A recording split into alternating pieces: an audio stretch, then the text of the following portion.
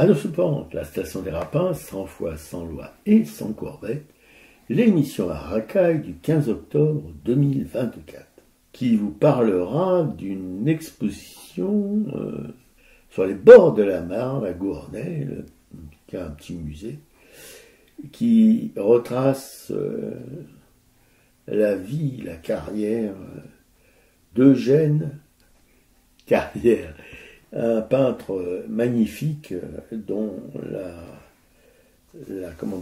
responsable de ce petit musée nous a décrit la vie, les œuvres dans une démarche vraiment assez extraordinaire. Et nous allons aussi tenter de porter notre regard en marche sur l'art et de dénoncer les sales coups de la politique politicienne en toc. Ouais, salut à tous. Vous pouvez nous mettre un petit mot artracaille@orange.fr.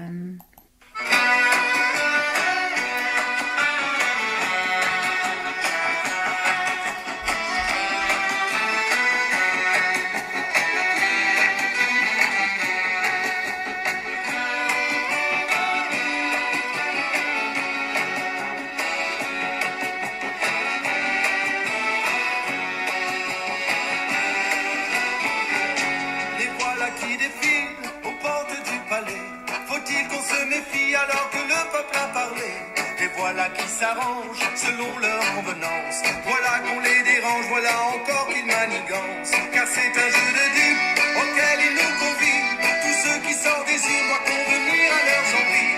Si nous choisissons mal, ils changeront les règles. Pour qu'ainsi au final leurs mains ne lâchent pas les rênes.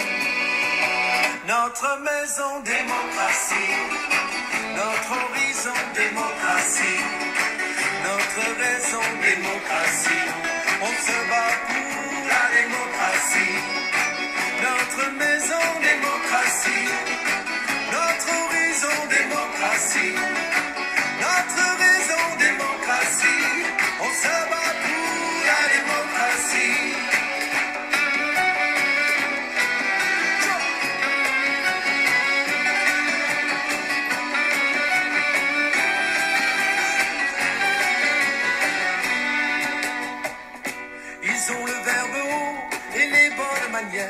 Ici, Victor Hugo maîtrise la langue de Molière. L'art de la rhétorique dans leurs plus beaux habits. Parle de république et dîne avec les grands lobbies. Devant les caméras, tenus par leurs amis, ils nous pointent du doigt et nous recouvrent d'infamie. Mensonges et boniments sont le pain quotidien qu'ils offrent aux pauvres gens avalés et tout ira bien.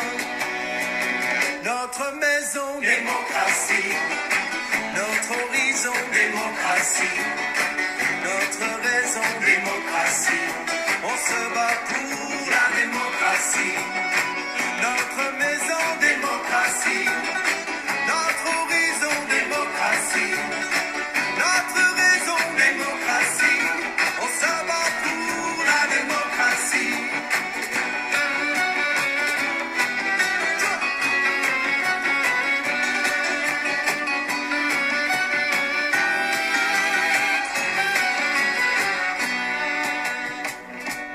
Moi je fais partie de ce peuple en colère, à qui on a promis à peu près tout et son contraire. Je ne peux plus les croire, ils nous ont tant abusés. Ils ne voulaient pas nous voir unis mais toujours divisés. Je suis de ceux qui s'opposent, de ceux qui dénoncent, de ceux qui proposent le chemin de la résistance. Démocratie en ton nom, nous relevons la tête. Nous voilà des millions comme un souffle que rien n'arrête. Notre maison démocratie, notre horizon démocratie, notre raison démocratie. On se bat pour la démocratie. Notre maison démocratie, notre horizon démocratie, notre raison démocratie.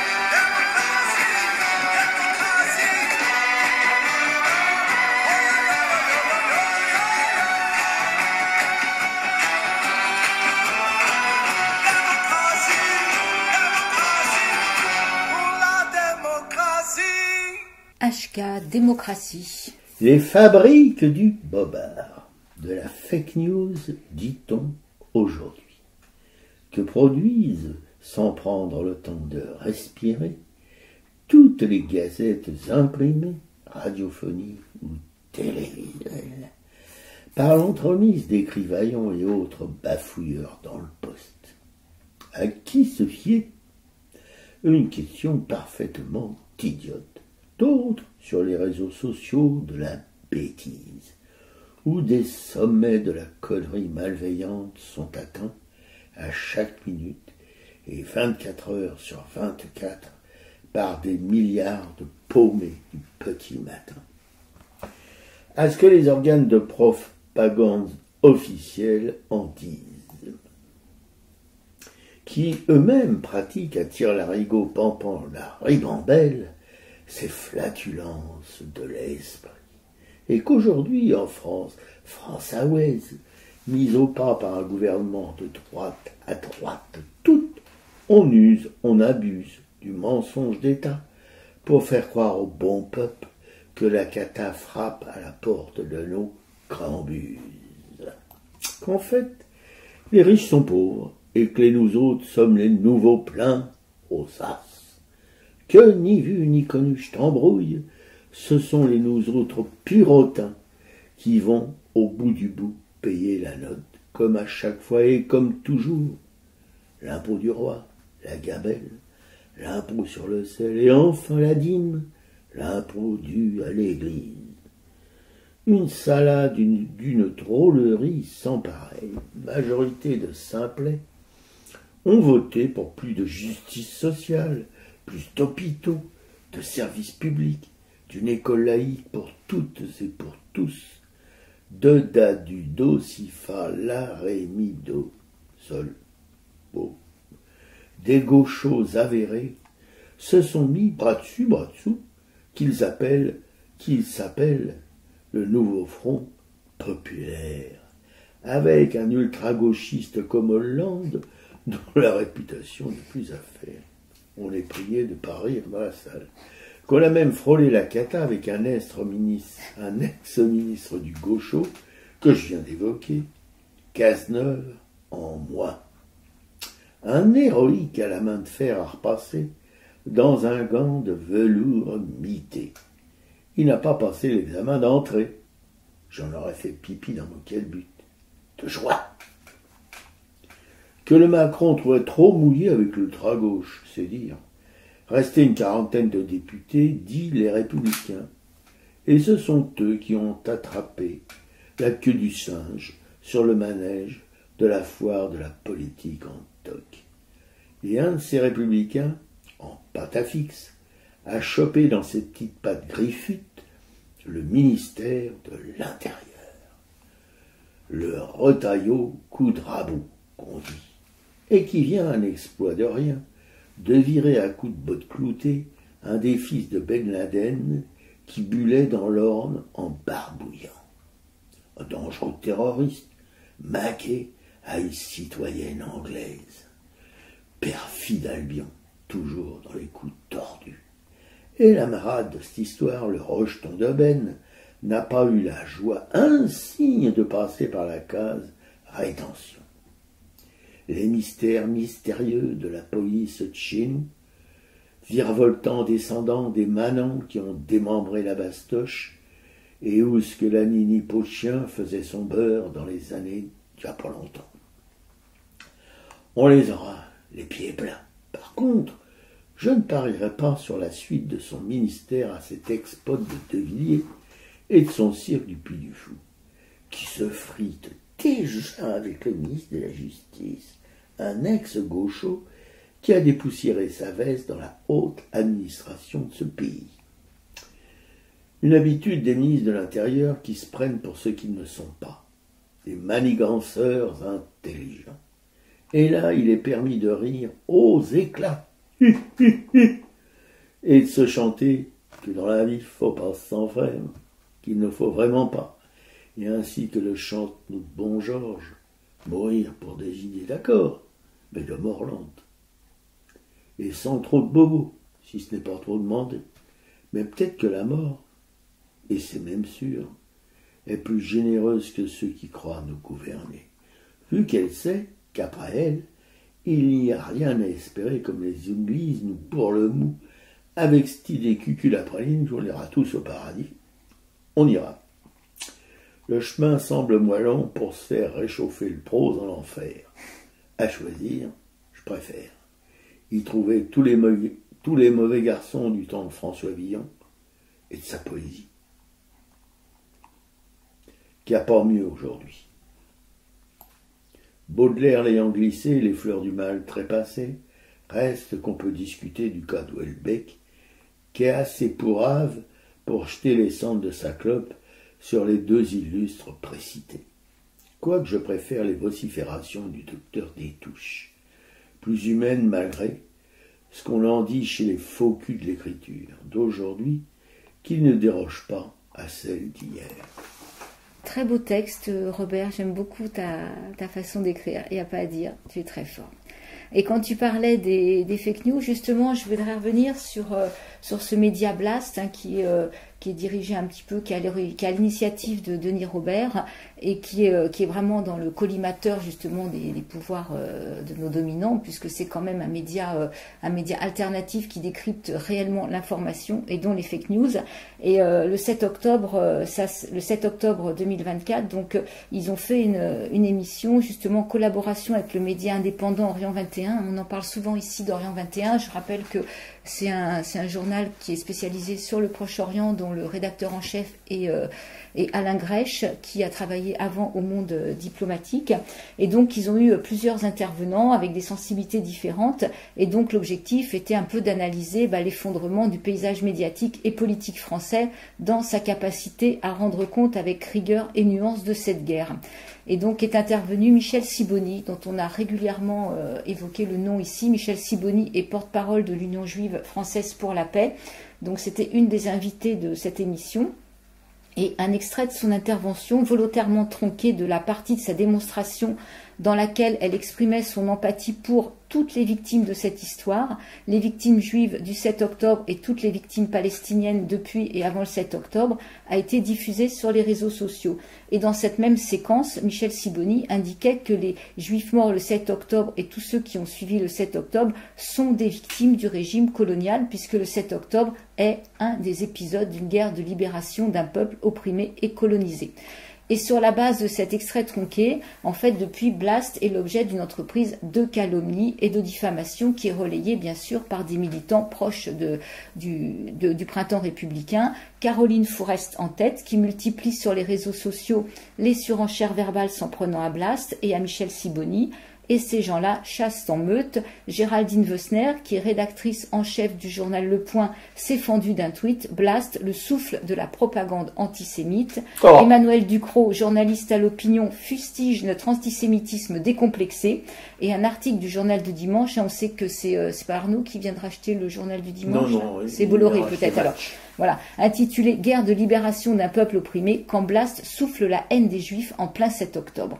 Et voilà, c'est venu parachever donc cette journée de dupes et de faisans. Donc ces paroles irresponsables et inacceptables et cette veulerie sont la démonstration magnifique mais triste de ce que nous avons dénoncé dans cette émission et ce qui nous motive notre pratique de journalisme à Blast, un climat macartiste où la censure et la calomnie supplantent les arguments et les échanges. Tu peux ajouter dans ton énumération le Canard enchaîné avec son rédacteur en chef Éric Antas qui n'a rien à envier aux détracteurs de Blast. C'est bien de le préciser. Il faut vraiment revenir sur ce Canard enchaîné qui a été sûrement au départ avec ses engagements pacifistes un journal vraiment nécessaire, très bien et qui avait son utilité et qui depuis effectivement a des dérives quand même très critiquables. Et donc cette ambiance délétère participe à l'effondrement du débat public, à la réduction continue de la liberté d'expression et au torpillage de la démocratie. On peut rappeler les positions du JFP qui sont semblables à celles de nombreuses organisations juives antisionistes partout dans le monde, qui doivent pouvoir être énoncées et discutées. Et en donnant l'occasion à Michel Sibony de s'exprimer au milieu de plusieurs autres personnalités, nous n'avons fait que notre métier de journaliste, œuvrant dans un média indépendant, soucieux de rationalité et de liberté. Donc cette agitation de l'accusation d'antisémitisme a pour premier objet d'empêcher l'émergence d'une critique de la politique illégale de colonisation menée par le gouvernement israélien d'extrême droite. Les calomnies de ces journalistes français salissent le juste combat contre l'antisémitisme dont nous faisons régulièrement l'écho à travers nos émissions. Elles mettent en danger les personnes de confession juive, et en particulier en France, qui ne sont en rien responsables de la politique menée par l'État d'Israël au Moyen-Orient. Donc ça, c'est l'édito qu'a publié Denis Robert après tout ce qui s'est passé sur les réseaux sociaux. L'État d'Israël qui a décrété que c'était l'État juif de tous les juifs du monde, sans demander leur avis, évidemment, aux juifs du monde qui, pour beaucoup, sont absolument pas d'accord avec cette prétention à les représenter. Voilà. Et donc, il y avait un autre article qui est paru aussi par le biais de l'UJFP. Alors, c'était sur un autre média. C'est sur la destruction, sur la catastrophe de l'économie israélienne. Et donc, je pense que voilà, cet article est vrai, sauf qu'effectivement, c'est des nouvelles qu'on n'a pas comme ça, parce que Israël ne veut pas du tout montrer les failles de son économie. Bon, on imagine sinon qu'un pays en guerre depuis plus d'un an ne peut quand même pas aller bien partout avec tout ce qu'il y a comme dépenses militaires. Donc voilà, je veux dire une partie de cet article, que la destruction physique en Israël causée par la guerre est bien sûr minime en comparaison de celle commise à Gaza, et pourtant une chose a été détruite, c'est l'avenir du pays. Donc il y a des indicateurs économiques qui parlent d'une véritable catastrophe, c'est-à-dire qu'il y a plus de 46 000 entreprises qui ont fait faillite, le tourisme s'est arrêté, la note de crédit d'Israël a été abaissée, et les obligations israéliennes se vendent à des niveaux proches de celles des obligations qu'on dit pourries. Et les investissements étrangers qui avaient déjà chuté de 60% au premier trimestre 2023, en raison bien sûr des politiques du gouvernement d'extrême droite d'Israël avant le 7 octobre, ne montrent aucun signe de reprise. Donc la majorité des fonds investis dans les fonds d'investissement israéliens ont été détournés vers des investissements à l'étranger, parce que les Israéliens, bien sûr, ne veulent pas que leurs propres fonds de pension, leurs assurances ou leurs économies soient liés au sort de l'État d'Israël. Et donc cela a quand même entraîné une stabilité surprenante du marché boursier israélien, car les fonds investis dans les actions et les obligations étrangères ont généré des bénéfices en devises étrangères, lesquels ont été multipliés par la hausse du taux de change entre les devises étrangères et le shekel israélien. Mais ensuite, Intel, c'est le groupe qui travaille sur les ordinateurs, c'est la marque d'ordinateurs, a annulé un plan d'investissement de 25 milliards de dollars en Israël, la plus grande victoire de BDS à ce jour. 25 Donc, milliards. 25 milliards, ça c'est quand même une grande victoire. Effectivement, ça ne sont pas des nouvelles qui vont sortir à la une de TF1, de BFM, ça c'est évident, quoi. Donc tous ces indicateurs sont financiers, mais la crise frappe aussi plus profondément les moyens de production de l'économie israélienne. Par exemple, le réseau électrique d'Israël est largement passé au gaz naturel, dépend encore du charbon pour répondre à la demande. Le plus grand fournisseur de charbon d'Israël, c'est la Colombie, qui a annoncé qu'elle suspendrait les livraisons de charbon à Israël tant que le génocide se poursuivrait. Après la Colombie, les deux plus grands fournisseurs sont l'Afrique du Sud et la Russie, et sans électricité fiable et continue, Israël ne pourra plus prétendre être une économie développée. Donc les fermes de serveurs ne fonctionnent pas sans alimentation H24 et personne ne sait combien de coupures de courant le secteur israélien de la haute technologie pourrait potentiellement supporter. Donc les entreprises technologiques internationales ont déjà commencé à fermer leurs succursales en Israël. Et donc la réputation d'Israël en tant que nation start-up dépend de son secteur technologique, qui à son tour dépend de ses employés hautement qualifiés. Et en fait, les universitaires israéliens rapportent que les recherches conjointes avec des universités étrangères ont fortement diminué en raison des efforts des mouvements étudiants, et il y a eu beaucoup d'appels justement à ce que les partenariats soient stoppés. Les journaux israéliens sont pleins d'articles sur l'exode des Israéliens instruits. Le professeur Dan Ben David, c'est un économiste célèbre, a soutenu que l'économie israélienne repose sur 300 000 personnes. C'est-à-dire que le personnel supérieur des universités, des entreprises technologiques et des hôpitaux. Et une fois qu'une partie significative de ces personnes partira, nous ne deviendrons pas un pays du tiers-monde, nous cesserons tout simplement d'exister. Et le nombre, les données, c'est ce qu'on se posait l'autre fois justement comme question, les données sur le nombre réel d'Israéliens quittant le pays sont confuses et contradictoires. Il y a des journaux qui diffusent de la désinformation sur une vague mondiale d'antisémitisme, comme si les Juifs seraient plus en danger en Europe ou en Amérique du Nord qu'en Israël. Ah bon ? Mais de nombreux Israéliens optent encore quand même pour l'immigration. Ils ont quand même compris qu'il y avait quelque chose qui allait pas, quoi.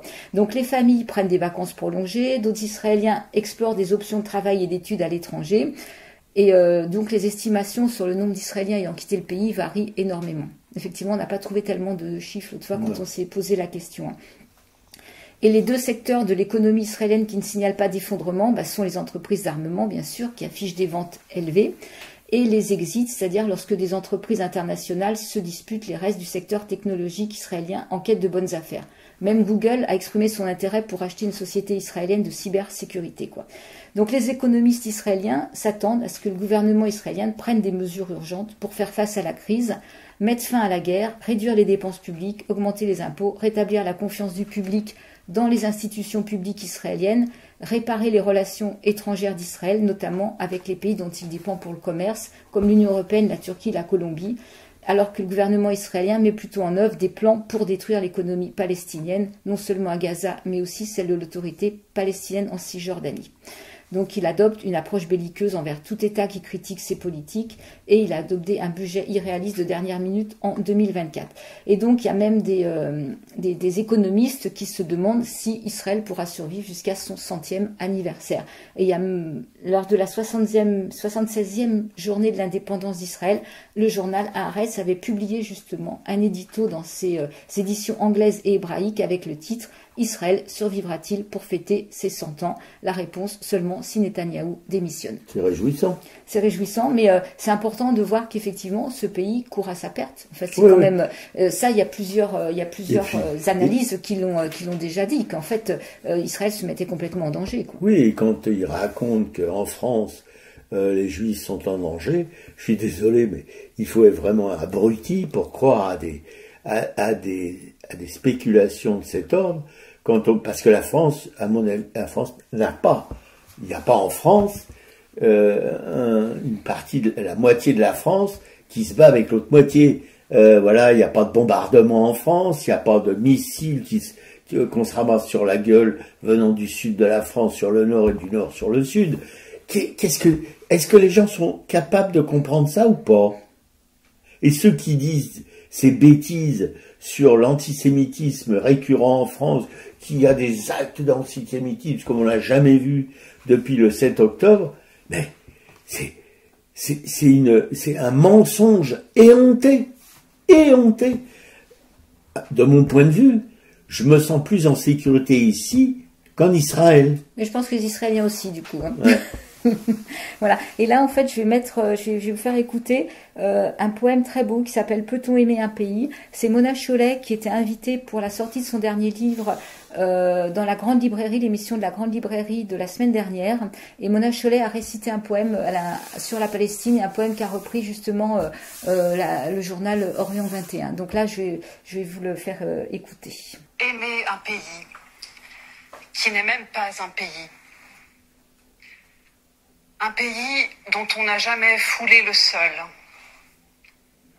Un pays avec lequel on n'a, pour tout lien physique, qu'une lampée d'huile d'olive, parsemée de za'atar, qui caresse le gosier, qui enchante les papilles de sa verdeur. Un pays dont on regarde de vieilles photographies, le cœur battant, en y cherchant le visage de ses ancêtres, au détour d'une ruelle de Jérusalem. Peut-on aimer un pays que tant de gens autour de soi se réjouissent de voir brûler? Un pays défiguré, englouti par la corrosion d'un seul mot. Terroriste. Un pays d'enfants radieux, transformés en pantins mutilés, en cadavres poussiéreux. Un pays dont le nom, à lui seul, constitue une offense, dont le drapeau peut vous mener au commissariat, dont les habitants pèsent moins qu'une plume sur la balance des vies humaines. Peut-on aimer un pays dont même vos amis semblent ignorer la part de douceur? Un pays qui vous rend suspecte, qui vous isole dans le tremblement de votre effroi, dans le chagrin qui vous réveille la nuit, dans l'infinie litanie de souffrances trop vertigineuses pour que l'esprit les saisisse. Peut-on aimer un pays entêté, qu'il serait si facile de renier, mais qui vous interdit de l'oublier? Un pays qui vous appelle, qui vous oblige. Un pays qui vous demande de mettre à l'abri ses trésors quand vient l'heure inexorable de la destruction. Donc voilà, c'était Mona Chollet donc, dans la grande librairie. Et merci Mona Chollet, bravo pour cette intervention publique sur une chaîne de France Télévisions. C'est remarquable.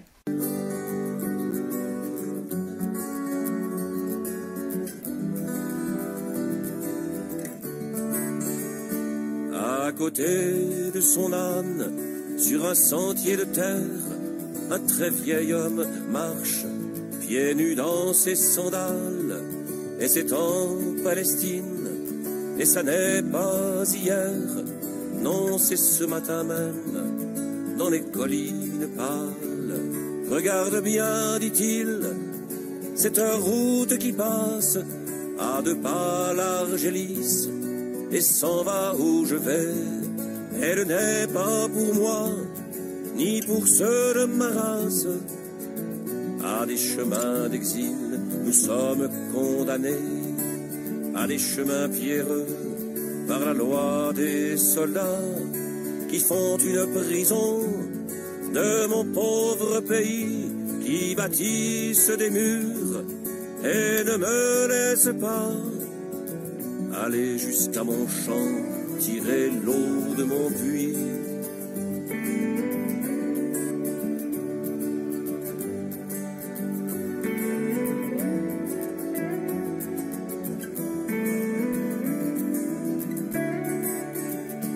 Regarde bien, dit-il, dans l'or de la vallée, le père de mon père et son père avant lui, patient, pareillement, élevait l'olivier. J'ai fait ce qu'il faisait, mon fils m'aurait suivi, mais bardé de fusils, des flammes plein les yeux, des hommes sont venus, implacables, hurlant, cette terre désormais nous appartient, va-t'en. Voici l'étranger, le malvenu, le gueux. Regarde bien, partout monte leur forteresse, où que le regard porte, blanche sur le ciel bleu, le fou qui s'en approche, il le tue, il le blesse, à croire que le soleil et le vent sont à eux.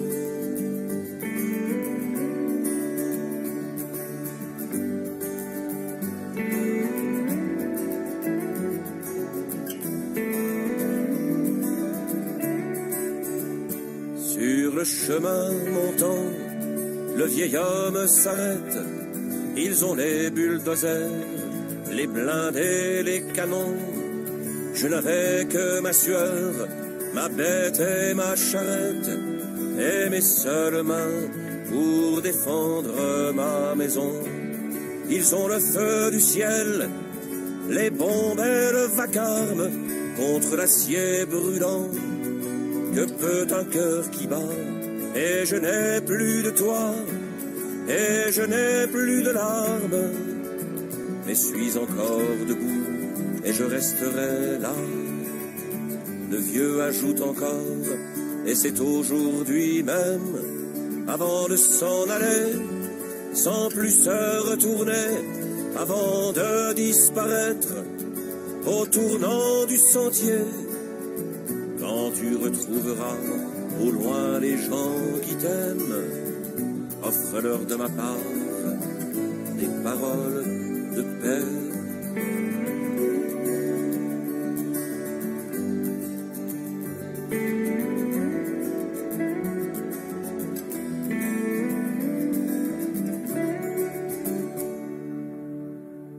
En Palestine, Michel Buller.